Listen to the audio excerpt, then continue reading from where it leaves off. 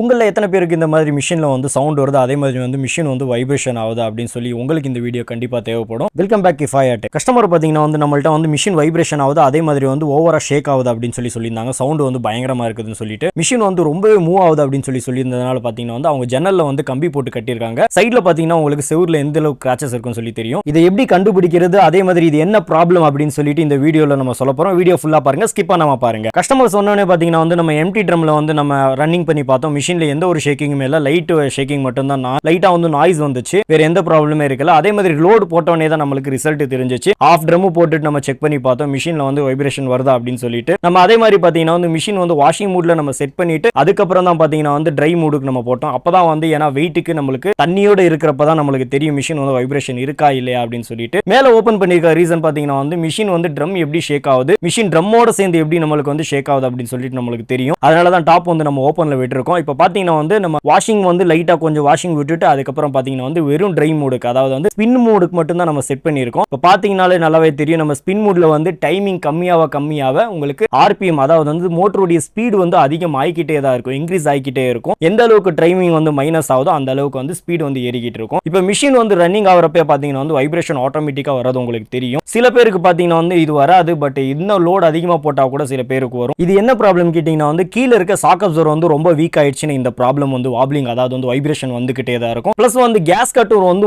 ரொம்ப வந்து ஹார்ட் ஆயிருச்சுன்னா, அதாவது வந்து மெயின்டெனன்ஸ் நம்ம பண்ணாம இருந்தோம்னா முன்னாடி இருக்க கேஸ் கட் வந்து உங்களுக்கு போறதுக்கு நிறையவே சான்சஸ் இருக்கு. இதுல பாத்தீங்கன்னா நல்லாவே தெரியும் தேஞ்சு இருக்கிறது. இந்த மாதிரி தேஞ்சிருச்சுன்னா, அதே மாதிரி ஸ்மூத்னஸ் இல்லாம ஹார்டா இருந்துச்சுன்னா உங்களுக்கு வந்து இது ரொம்ப வருஷமா மெயின்டைன் பண்ணாம இருக்காங்க. அதனால பாத்தீங்கன்னா வந்து இது வந்து கேஸ் கட் ஹார்ட் ஆயிருச்சு. நம்மளுக்கு பாத்தீங்கன்னா வந்து கேஸ் கட் பிளஸ் வந்து நம்ம சாக் அப்சர்வர் சேஞ்ச் பண்ணவனே பாத்தீங்கன்னா வந்து இந்த ப்ராப்ளம் வந்து சால்வ் ஆயிடுச்சு. எல்லாத்துக்குமே இந்த ப்ராப்ளம் வரும்னு கேட்டா சொல்ல முடியாது. கீழே இருக்க சாக் அப்சர்வர் மட்டும் சேஞ்ச் பண்ணா கூட சில பேருக்கு வந்து சால்வ் ஆகும். இந்த வீடியோ உங்களுக்கு ரொம்ப யூஸ்ஃபுல்லா இருந்துச்சு, லைக் பண்ணுங்க, ஷேர் பண்ணுங்க, மறக்காம நம்ம சேனலை சப்ஸ்கிரைப் பண்ணுங்க. வீடியோல வேற எதனா டவுட் இருந்துச்சுன்னா கீழே கமெண்ட் பாக்ஸ்ல கேளுங்க.